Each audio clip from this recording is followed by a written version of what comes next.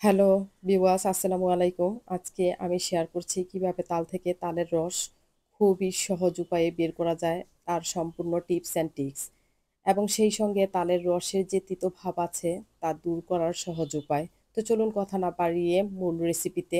এখানে আমি ৩টে তাল নিয়েছি। এখন তালের যে খোসা আছে তা পরিষ্কার করে নিয়ে নিচ্ছি। এখানে আমি ভাত তরকারির যে ঢাকনা আছে, জালি ঢাকনা, সেই ঢাকনা দিয়ে আমি আজকে এই তালের রস বের করে নেব। তো তালের মধ্যে আমি বেশ কিছু পানি দিয়ে দিচ্ছি আর ভালোভাবে মেখেও নিচ্ছি, যাতে করে এই তাল থেকে তালের রসগুলো বের করা খুব সহজ হয়। তো এই তো ঝালি ঢাকনার মধ্যে আমি যে তালের আটিগুলো আছে তা ভালোভাবে ঘষে নিচ্ছি। আর এভাবে করেই খুব সহজে তালের পাল্টা বের হয়ে যাবে। তো এই তো দেখুন, খুব সুন্দর এবং সহজ উপায়ে তালের পাল্টা বের হয়ে যাচ্ছে। এভাবে করে সবগুলো আটি থেকে আমি রস বের করে নিয়েছি। এখন আমি এই রস থেকে যে এক্সট্রা পানিটা আছে সেই তেতো পানিটা বের করার জন্য একটা পরিষ্কার কাপড়ের মধ্যে এই রসগুলোকে ঢেলে তারপর ২-৩ ঘন্টার জন্য একটা কিছুর মধ্যে ঝুলিয়ে রাখবো। তাহলে দেখা গেছে যে এভাবে করে তালের যে তেতো পানিটা আছে তা দূর হয়ে যাবে এবং ফ্রেশ একটা তালের পাল পাওয়া যাবে। একটা মিক্সিং বোলের মধ্যে মেজারমেন্ট কাপে ২ কাপ ময়দা, ১.৫ কাপ চিনি বা আপনারা আপনাদের স্বাদ অনুযায়ী চিনি অ্যাড করতে পারেন।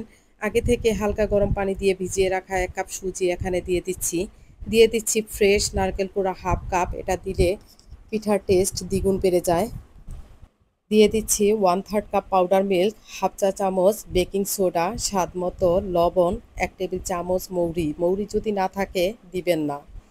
সবশেষে তালের যে পাল্পটা আমি বের করেছি সেটা দিয়ে দিচ্ছি প্রায় ২ কাপের মতো। এখন সবগুলো উপকরণ আমি ভালো করে মেখে নেব। আর এই কাজটা হাত দিয়ে করলেই বেশি ভালো হয়।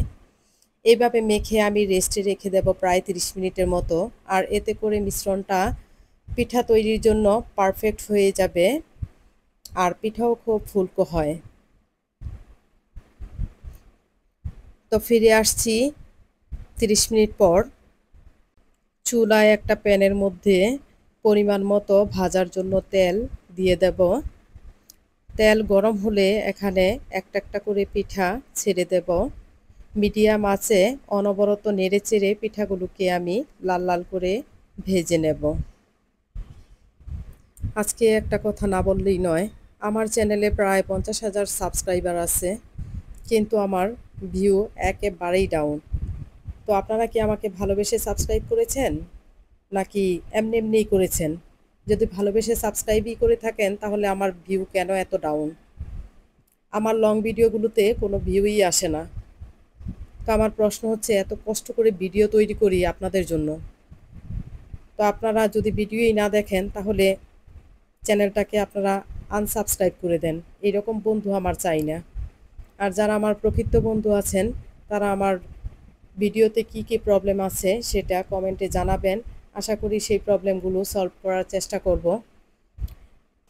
জানি না কে কীভাবে নিলেন আমার এই কথাগুলোকে, তবে আমি আজকে খুব কষ্টের সাথে এই কথাগুলো আপনাদের কাছে শেয়ার করলাম। এদিকে আমার পিঠাগুলো প্রায় ভাজা হয়ে গিয়েছে। আর এভাবে করে আমি প্রায় সবগুলো পিঠেকে ভেজে তুলে নেব। তো আজকের এই পিঠার রেসিপিটা কেমন হলো কমেন্টে সবাই জানাবেন। আর ভালো লাগলে চ্যানেলটাকে সাবস্ক্রাইব করবেন, প্রকৃত বন্ধু হয়ে পাশে থাকবেন। আজকে এই পর্যন্তই, দেখা হবে নতুন কোনো রেসিপি নিয়ে। সবাই ভালো থাকেন, সুস্থ থাকেন। আর ভরপুর এই তালের সিজনে অবশ্যই রেসিপিটি ট্রাই করবেন। তো আজকে এই পর্যন্তই। আল্লাহ হাফেজ।